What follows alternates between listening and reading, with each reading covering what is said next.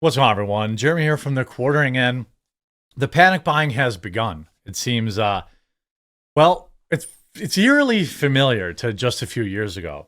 Sold out TP, sold out antibacterial stuff, sold out. I don't know what else is getting sold out. Paper products, paper toweling, and it's all because of a union strike.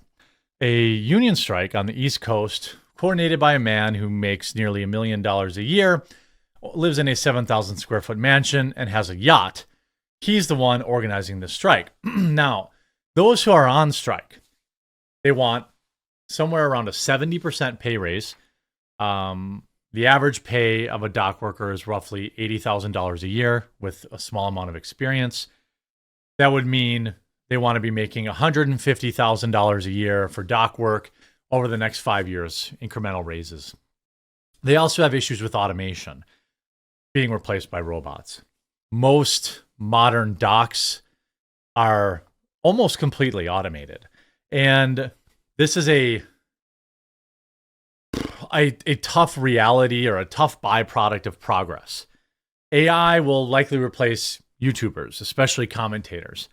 AI will replace my job in less than 5 years. I'm saving money now.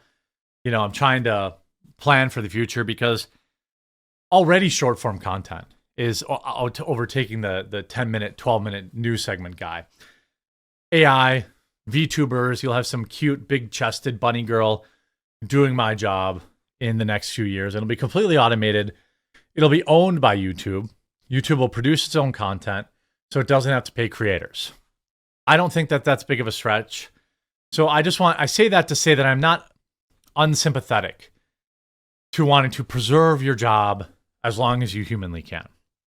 What I am not sympathetic to is the optics. When you have a union boss who is living in a gigantic mansion, who owns a Bentley, who owns a yacht, lives in a house that has a gigantic pool, okay, and so much more.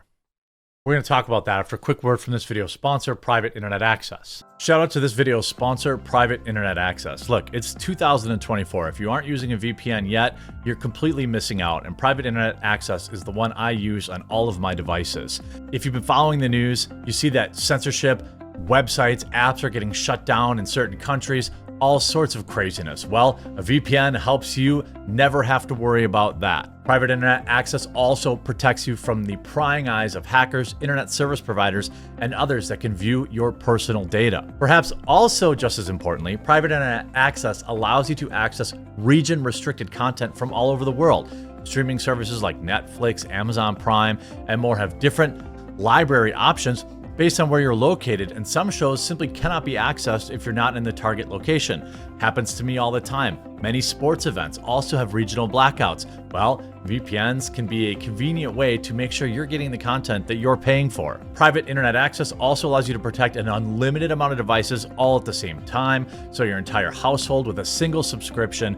And I've been working with Private Internet Access so long that I have an absolutely massive discount available to my viewers. Link in the description below. Get Private Internet Access today using my link. Save huge, protect your computers, access all the content that you've been paying for, and ensure that your internet is never censored. So the union boss who's behind this strike lives in a 7,000 square foot, 10-car garage, 10-acre property in Sparta, made $750,000 last year, owns a Bentley, owns a yacht, was wearing a gold chain while he was telling Americans that he would cripple us over this labor dispute. One realtor told the Post that Daggett put a 4-bedroom, 6.5 bathroom property on the market in 2004 at $3.1 million before reducing it to $2.9, eventually taking it off the market, which means it's probably worth $5 million now. So he lives in a multi-million-dollar home. And he wants you to think he's representing the little guy. He's not. He doesn't even understand what it's like. He made $720,000 annually on top of an additional $173,000 from the union. In 2005, he was accused of steering unit benefits contracts to firms that paid kickbacks to organized crime in Brooklyn. This guy's corrupt. I think the people that work for him just want the best for themselves and their family. I can't ever begrudge somebody for wanting to earn more money, for wanting to secure their futures. I can't begrudge them for negotiating in this way, in this contract. But boy, this union boss really, really is a piece of work. The idea that you would gleefully say you will cripple America, not a good clip. I understand. I would understand why people do not support this man. It's hard to think about the little guy when the average little guy salary with just a few years experience is $80,000 and you want it to be 77% higher than that or 70% higher than that in 5 years. I understand keeping up with Kamala inflation is insane. I'm not looking to make enemies of dock workers. I'm hoping that they can negotiate some kind of deal where they get a reasonable pay raise and they get some sort of money set aside from their multimillionaire union boss for additional training, trade school, college, training on automation. Look, somebody still has to run the robots. Somebody still has to fix the robots when they break. Okay. Is it great? Is it conceding defeat? Yeah, kind of.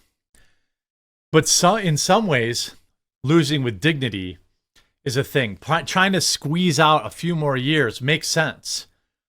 Help your union, make your union work to help you keep your bills paid for the next 5 years. Set you up for 10 years from now when they go full automation. I mean, this is the size of the guy's pizza oven. This pizza oven thing out here is probably worth $75,000 or more. Okay? He's got a Bentley, a gigantic swimming pool, 5-car garage. I don't think this guy gives a damn about the little guy because he has no idea who he is. He's probably on the take from mobsters, and he doesn't care about crippling America. Well, here's what we get. Panic buying begins amid threat of dock workers' strike. There is no threat. They're on strike. My wife was at Costco yesterday, 10 a.m. on a weekday in the Midwest. She said it was the busiest she'd ever seen. The lines were as long as she'd ever seen in her life. That's what she told me. The lines were insane. On a weekday at 10 a.m. in the Midwest. I can only imagine what it's like, out east where, you have a lot more people competing for stuff. Alarmed Virginia residents have rushed out to the nearest grocery stores to panic buy bulk rolls of toilet paper. In an eerie flash back to the COOF lockdowns and water, too, by the way, completely sold out of water. Here's the thing. TP doesn't come in from the East Coast. You don't have to panic buy toilet paper. You shouldn't need to panic buy water. We have plenty of that. It's a lot of other stuff that comes in on the East Coast. A lot of the TP is made right here in America, by the way. Pittsburgh, too. Maybe that's why they call it Schittsburg. I don't know. Earlier this week, the Longshoremen's Association, which represents 45,000 dock workers, announced they were protesting the automation of gates, cranes, and container moving trucks. Goods ranging from food to automobile shipments across dozens of ports from Maine to Texas has now been blocked, which analysts warn will cost the economy billions of dollars per day. It's costing the economy billions of dollars per day. And this guy was like celebrating it, right? Having a laugh, inflicting pain on the whole country so that he can probably, most likely, just enrich himself. You know what I mean? I'm pretty sure a lot of these dock workers would be pretty happy with a 50% pay raise and a continuing education program, or a program that would teach them how to learn, to work with automation. There's still going to be a lot of jobs on these docks, You see people rolling out 500 rolls of toilet paper here. This is stupid. You don't need to panic buy toilet paper, okay? If you have been watching my videos, You probably stocked up a little while ago anyway, and you have everything you need. But this is, well, here's the New York Post. Oh, talking about him. Here is, Costco shoppers empty shelves in panic over port strike. No toilet paper, paper towels. If you look at here now, Ron DeSantis is deploying the National Guard. At my direction, the Florida National Guard and Florida State Guard will be deployed to critical ports affected to maintain order and, if possible, resume operations, which would otherwise be shut down during this interruption. Florida Department of Transportation is coordinating calls with seaport rail and trucking partners to ensure that all are prepared and positioned appropriately to limit disruptions to the supply chain and other areas should this continue. I'm also directing Florida Department of Transportation to temporarily waive the collection of tolls and other fees for commercial vehicles using public highways in Florida and waiving the size and weight restrictions normally governing vehicle transportation. Florida's just getting it right again. DeSantis stepping up again, deploying the National Guard. These people are willingly holding the country hostage. Don't panic, buy toilet paper. Make sure you have the essentials. But you should always have 6 months worth of stuff around if you're able to. If you're able to. There's no guarantee. Not everyone can afford to have 6 months worth of food on supply. Some people are living paycheck to paycheck. And now everything's going to be more expensive for them. And by the way, on the other side of this, the dock owners, whoever own these docks, they bear some level of the blame too. It's not just the workers. They bear some level of the blame too. The workers are being advised by their bosses. The people that own these shipping yards, perhaps they could have worked harder to find a middle ground. But this is a big yikes for me. Make sure you leave a like in this video. If you haven't yet, please do subscribe or follow down below, and we'll talk to you again real soon.